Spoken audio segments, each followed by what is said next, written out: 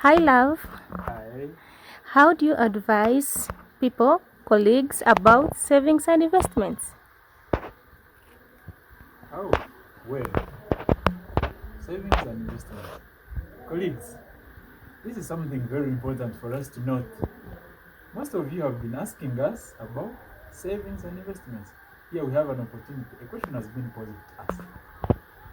Friends, colleagues, well, we must know, we must understand that we cannot invest what we have not saved.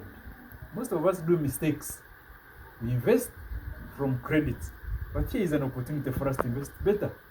Can we save some bit of what we earn from either on our salaries, from our productive ventures? Let's just get a small proportion of it and save on a daily. Did you know that you can save on a daily?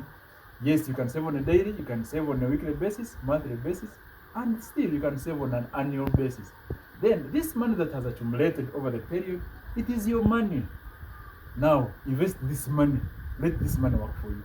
By the way, this money can work for you and make for you good interest without going even to banks. Most people make mistakes by going to banks, circles, money lenders, and get credit, what you guys call loans.